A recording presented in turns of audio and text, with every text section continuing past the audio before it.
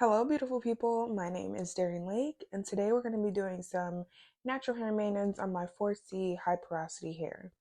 The necessary materials are going to be some crocodile clips, a wide tooth comb, and I went ahead and took down my dirty braids. I think my hair was braided for about 3 or 4 weeks. So that's how long it's been since I last washed, and I'm going to go ahead and start sectioning my hair off so I can properly detangle. I think that when you're using thicker and tighter curly hair, you're going to want to break it down in small sections. You see that I start with my spray bottle of water. I generally don't add anything to my water spray bottle because it just makes it more difficult to clean. I've seen people add water or even put their detangler in there, which is just something that I personally don't do. I'm using this She's Balm leave-in curl definer as a detangler. That's not specifically the purpose that it's supposed to be used for, but I've just had it on my shelf for too long and I'm really trying to finish off the bottle. I think that when it comes to detangling my hair, all I really need is like the moisture element of something. So I'm not too picky with what I'm going to be using. And this is not the best angle, but I'm just showing that I am always holding the base as I comb through the hair. And I try not to be rough, but I'm tender-headed no matter what. So if you see me making faces, just ignore that. I never really noticed how much I do it until I was editing this video. So just don't mind me. I'm animated, okay?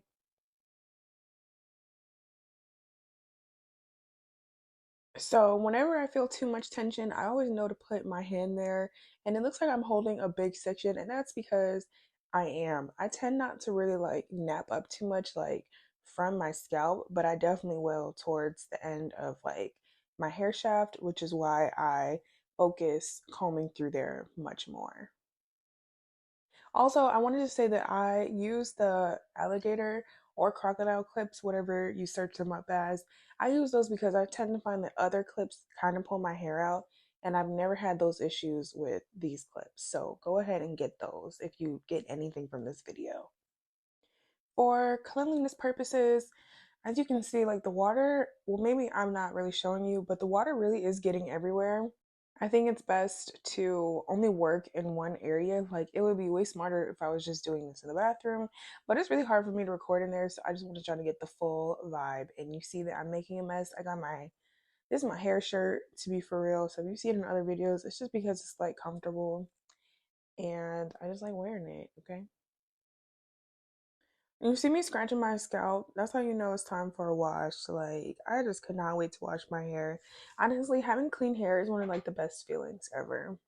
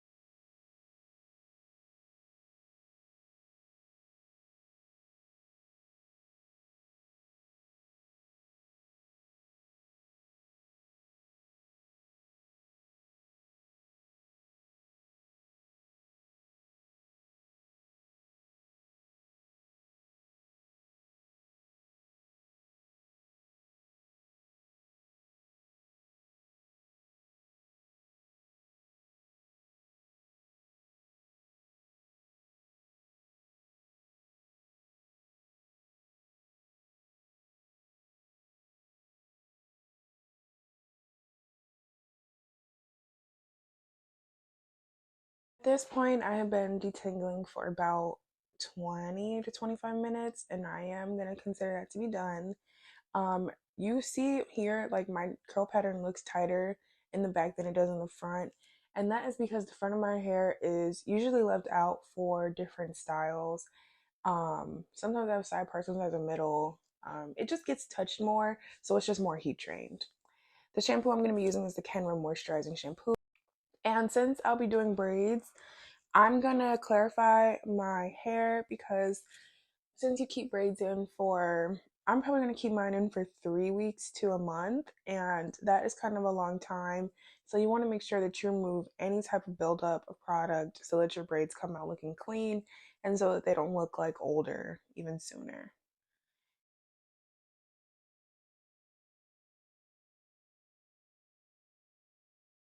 It is very important that you learn your hair's porosity. It can be high or low. Most people fall on either ends of the spectrum, and some people do have medium. I definitely have high. Like, as you can see, my hair is very much soaked, but it kind of looks like that water didn't get all the way through, but it definitely did.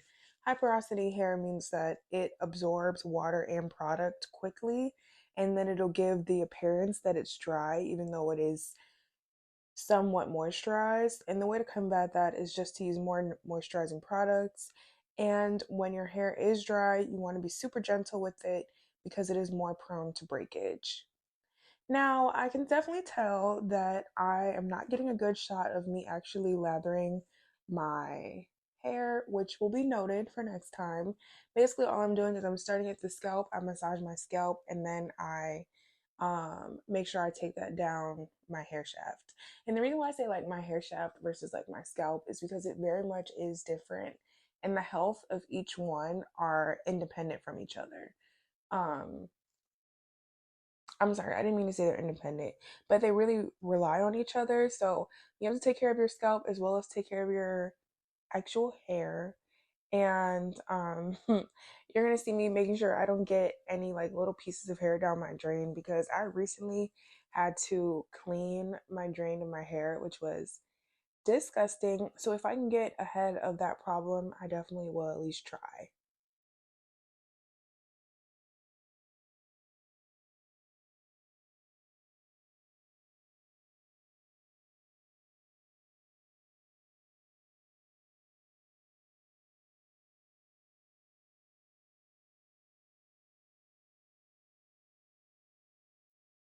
I went ahead and added some more of that clarifying shampoo because, like I said, my hair is high porosity and it absorbs everything. It just drinks it right up. And I want to make sure that I am properly getting everything out because nobody wants to be back at this shampooing bowl.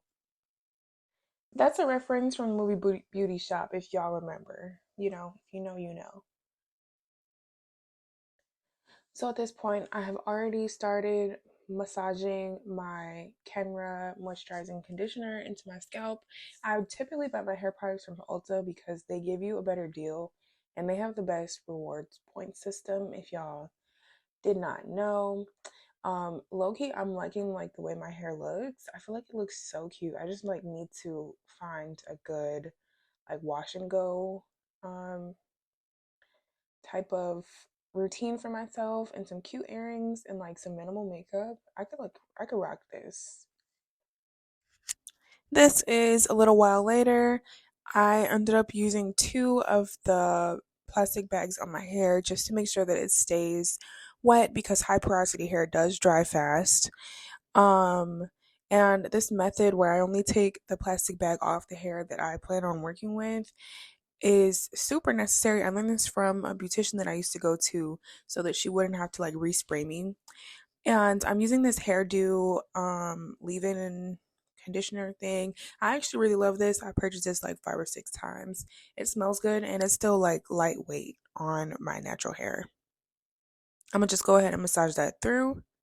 Whenever I blow dry, I use this naturally straight. It is a treatment. It's not like a texturizer or a perm or anything. It just helps get your hair straightened. It washes right out. As you can see, my hair is definitely still thick and nappy. And I use it whenever I need to blow dry my hair. It just takes the process down from like 40 minutes to like 15. And that is how long it takes me to blow dry my hair typically. All right, now I want y'all to see this tiny section I'm about to start with, okay? It's like maybe even an inch from the nape of my neck. I start with a small section because I need this hair to be blown out and I don't want to be lazy and have to like redo it. And it's hard when you're parting your hair for braids. You want to make sure that you can really like see your scalp. So that's why I went ahead and did it like that. Having a blow dry brush is also super important. I think this one was like $35. This will also take your blow dry from 40 minutes down to like 15 or 20. And you have to use, you don't use as much tension. I know I barely have like 2 scoops of hair or whatever, but I don't really like just like drag the blow dry through. I let the heat settle and then I keep moving. You know what I mean?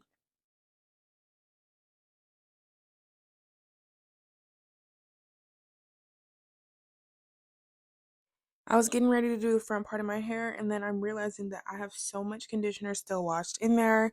So I had to go in and re rinse. And this is the difference between doing your hair at home and doing it professionally, is that professionals don't get to be lazy. You know, you have to be thorough in order to not make mistakes like this, and it'll save you a lot of time if you just like rinse for 5 to 10 minutes versus like, oh, I don't see any product in the front of my hair. Like, no, baby, it doesn't work like that. And I knew better, but you know, we all make players mess up too. So, because I do my hair myself a lot, my hair kind of remembers like my parts. Like I don't have to fight as much for a middle part, and I low key think that's like kind of a flex. And I'm gonna put this bag back on my head looking crazy, but this really does work. I'm using another tiny section to go ahead and start my blow dry off. The base matters just as much as the middle, just as much as the and child, all that matters. And you see how easy it just combed through? That's how you know your conditioner is working and your detangle is working. Just wanted to brag about that.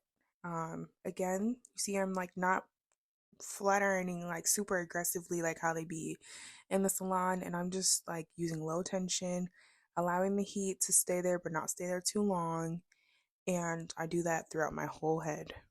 So this is not the best angle. It's like I know better and still didn't do better.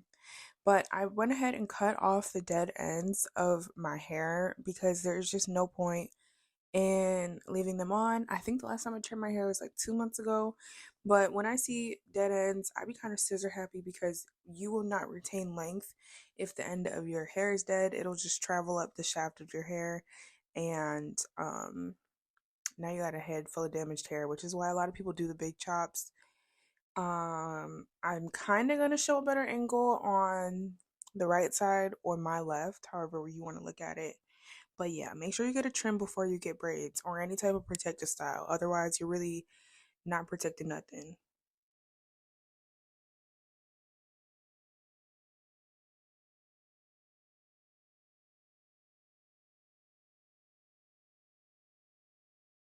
Okay, so I know it is hard to tell, but this is the before. You see all those dead ends? And then this is the after. Yeah, cut all that off. You do not need it. I know people complain about shrinkage and everything like that, but like low key, my little curls be looking so cute to me. Like it just looks like something of nature. But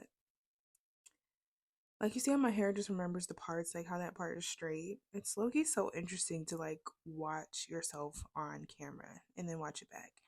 Also, I noticed that my hair is like thinning at the front. Ugh, I need to start using my hair growth oil again. Um, I will talk about that in the next video where I'm actually braiding it down because you're gonna want to oil your scalp. Um, I'm gonna try to do it like twice a week while I have my protective style. We'll see how much I remember.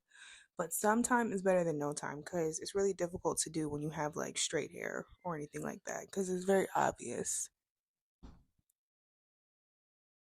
Okay, so this is the final result. This is my promise to you to make sure that I do a better job showing you how I clip my dead ends. I do this frequently, not frequently, as much as I see it, honestly. I will not let them just stay.